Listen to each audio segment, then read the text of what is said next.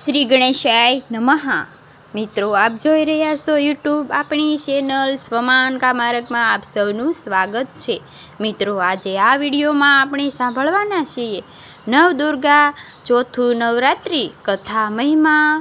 જો આપને આ વિડીયો પસંદ આવે તો લાઈક કરજો, શેર કરજો। આપ આ ચેનલ પર પહેલી વખત જોઈ રહ્યા છો તો સબસ્ક્રાઈબ કરી લેજો, જેથી આવનારા નવા વિડીયોની માહિતી આપ સુધી તુરંત પહોંચી શકે। ધન્યવાદ। માં દુર્ગા દેવીના ચોથા સ્વરૂપનું નામ છે કુષ્માંડા। નવદુર્ગામાં ચોથા સ્વરૂપને જે વર્ણન કરવામાં આવ્યું છે તે આ માં આદ્યશક્તિ છે। પોતાના મંદ હાસ્યથી અંડાકાર રૂપમાં અર્થાત બ્રહ્માંડને ઉત્પન્ન કરવાને કારણે માનું નામ પડ્યું છે કુષ્માંડા। જ્યારે સૃષ્ટિનું અસ્તિત્વ ન હતું, જ્યારે ઘોર અંધકાર જ અંધકાર વ્યાપેલો હતો, ત્યારે દેવીઓ પોતાની ઈચ્છિત હાસ્યથી બ્રહ્માંડની રચના કરી હતી। માટે દેવીનું એક નામ આદ્યશક્તિ પણ છે। સૃષ્ટિની આદિ સ્વરૂપમાં આદ્યશક્તિ છે। આ પહેલાં બ્રહ્માંડનું અસ્તિત્વ ક્યારેય ન હતું। માનું નિવાસ સ્થાન સૂર્યમંડળમાં છે, સૂર્યલોકમાં નિવાસ કરવાની ક્ષમતા માત્ર માં કુષ્માંડામાં જ છે। શક્તિ કેવળ આ માં કુષ્માંડામાં જ છે। શરીરની ક્રાંતિ અને પ્રભા પણ સૂર્ય સમાન દેવવ્યાપાન છે। માનું તેજ તેમની તુલના ક્યારેય થઈ શકતી નથી। અન્ય કોઈ દેવી દેવતાઓમાં જેટલું તેજનો પ્રભાવ જેટલો છે તેટલો જોવા મળતો નથી। માં તેજ અને પ્રકાશ દસેય દિશાઓમાં ફેલાયેલા રહે છે। બ્રહ્માંડની બધી વસ્તુમાં, પ્રાણીઓમાં જે કંઈ તેજ સ્વરૂપ છે તે બધું માં કુષ્માંડાની કૃપાથી છે। માને 8 ભુજા છે, અંતમાં અષ્ટભુજા છે। દેવીના નામે પણ વિખ્યાત છે। માના હાથમાં કસ્મ, કમળ મંડળ, ધનુષ્ય, બાણ, કમલ પુષ્પ, અમૃત પણ છે। કળશ, ચક્ર તથા ગદા છે। 8મા હસ્ત નવનિધિ અને સિદ્ધિઓના દેવવાળી જપમાળા છે। માનું વાહન સિંહ છે। સંસ્કૃત ભાષામાં કુષ્માંડાને કુમડો કહેવાય છે। બલિઓમાં કુષ્માંડાની બલિ ઉત્તમમાં ઉત્તમ કહેવાય છે। માની ભક્તિ કરવાથી, માની આરાધના કરવાથી મનુષ્યના શરીરમાં રહેલા માનસિક શારીરિક રોગ નષ્ટ થાય છે। માં મંત્ર જપ કરવાથી, સ્વરૂપ મહિમા પૂજા વિધિ કરવામાં સદૈવ આ બ્રહ્માંડમાં દરેક જીવની રક્ષા કરે છે। નવરાત્રિનો ચોથો દિવસ આદ્યશક્તિ દેવી કુષ્માંડા દેવી છે। માન્યતા છે કે મનુષ્ય ચાસા હૃદયથી, ભાવથી, પ્રેમથી માની પૂજા કરે છે, ઉપાસના કરે છે તો તેને પરમ પદની પ્રાપ્તિ થાય છે। માની કુષ્મદેવીની પૂજા વિધિ પણ કરી શકાય છે। કંઈક આવી રીતે પ્રાપ્ત કાળે સવારે વહેલી ઉઠીને સ્નાન આદિ પરવારીને માનું હૃદય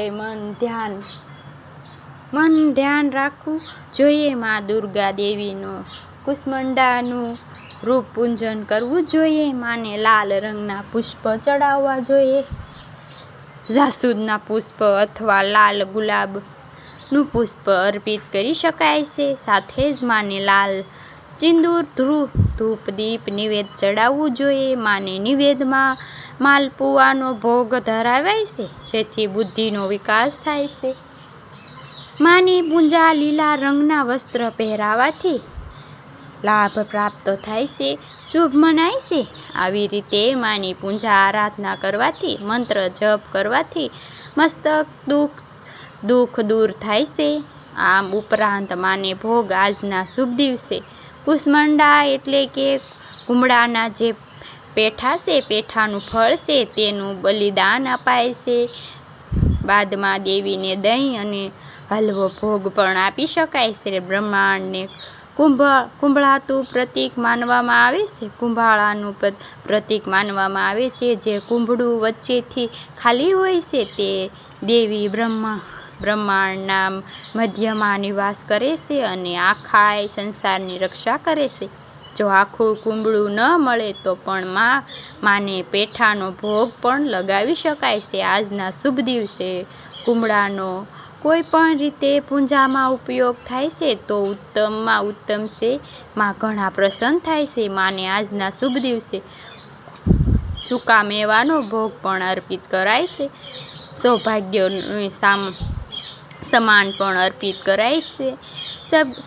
સામાન પણ અર્પિત કરે. સૌભાગ્યવતીનું સામાન પણ અર્પિત કરાય છે. ચૂંદડી, કંકુ, બંગડી, ચાંદલાનું પેકેટ, કાજલ, લિપસ્ટિક આદિ માને અર્પિત કરી શકાય છે.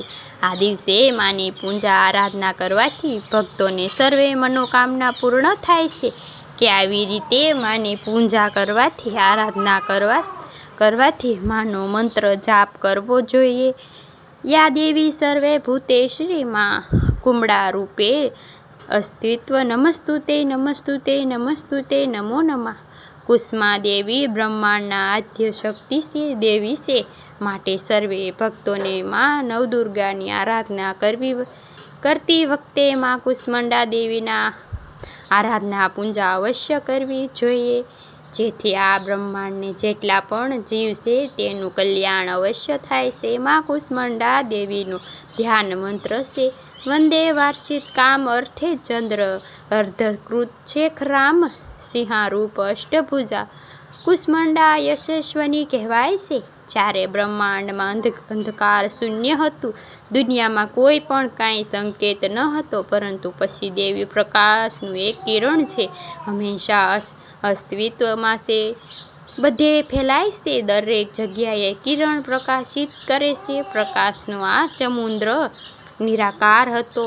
અચાનક તે એક ચોક્કસ કદ લેવાનું શરૂ કર્યું. બ્રહ્માંડનો જન્મ કુષ્માંડા દેવીના શાંત સમયના કારણે થયો કે જેને આશિક રીતે ઈંડાનું રૂપ ઉત્પાદન કર્યું. માં કુષ્માંડાના એક શ્રીમતને સમગ્ર અંધકારને દૂર કરી લીધો. આ રીતે બ્રહ્માંડની નવી રચના થઈ. માનો મૌન સમિતિ સાથે જ સમગ્ર બ્રહ્માંડ પ્રકાશિત થઈને જીવિત થયું. પૃથ્વી, ગ્રહો, સૂર્ય, તારાઓ અને તારા વિશ્વમાં બધા અસ્તિત્વમાં આવી ગયા હતા. પરંતુ જીવન ટકાવી રાખવા માટે વિશ્વને સૂર્ય ભગવાનની પણ જરૂર હતી. તેથી દેવીઓએ સૂર્યની વચ્ચે પોતાની જાતને કેન્દ્રિત કરી અને તે જીવ માટે જરૂરી શક્તિ હતી એ અર્જિત કરી પ્રકાશનું કારણ બની અને સૂર્ય વિશ્વને જીવન આપે છે આજે પણ. અને દેવી કુષ્મા પોતે સૂર્યની શક્તિ કહેવાય છે. અને જ્યારે સૂર્ય ભગવાનના મૂળમાં દેવી શક્તિ સમાહિત છે ત્યારે તમામ ઉર્જાના સ્ત્રોત એ સૂર્ય ભગવાનને કહેવાય છે. તે બ્રહ્માંડમાં સંતુલન બનાવવા માટે માં સૂર્યના કિરણો તમામ જીવિત જીવતોને જીવ આપવાનું કાર્ય દેવી માતા કુષ્માંડા કરી રહ્યા છે. માની શક્તિ સૂર્યને દરેક જીવન આપવાની ક્ષમતા આપે છે, કારણ કે તે પોતે જ સર્વશક્તિમાન છે. દેવી માતા કુષ્માંડા ભગવાન સૂર્ય શક્તિનો સ્ત્રોત છે. માં કુષ્માંડા તેના વિના સૂર્યનો પ્રકાશ મંદ થઈ જાય છે, ક્ષીણ જાય છે, શક્તિહીન થઈ જાય છે. ભગવાન સૂર્ય સર્જન છે, જીવન આપે છે, પરંતુ તે તેના માટે પણ જવાબદાર છે. માતા કુષ્માની માની શક્તિ જે તેને આવું કરવા માટે સક્ષમ બનાવે છે. અને જ્યારે મહાશક્તિ કુષ્મા રૂપમાં સૂર્યનારાયણ દેવના પણ દર્શન થાય છે એક ઈંડાકારે, ત્યારે તે સ્થિતિમાંથી તેની પાસેથી શક્તિ બહાર કાઢીને તે શિસ્ત કરવામાં આવે છે, સીમિત કરવામાં આવે છે અને ઉર્જા પ્રકાશિત કરવામાં આવે છે. જ્યારે દેવતાઓ તથા દરેક મનુષ્ય આ પ્રવૃત્તિને દેવી પણ સૂર્યનારાયણની દેવીને સન્માનિત કરે છે. માં કુષ્મા તેમના મૂળમાં છે. માં કુષ્મા પાસે સૂર્યનારાયણ કેન્દ્રમાં શક્તિ છે, તેજસ્વી છે, સૂર્યને તેજ આપે છે. એવું કહેવાય છે કે ભગવાન સૂર્યને જે માતા કુષ્મા દિશા આપે છે એવા કુષ્માંડા દેવી છે, જે જગતમાં પાલનહાર છે. માં જગત જનની છે, કારણ કે જગતને ઉત્પન્ન કરવાવાળી માં કુષ્માંડા છે, દેવી છે, માટે આદ્ય શક્તિ છે.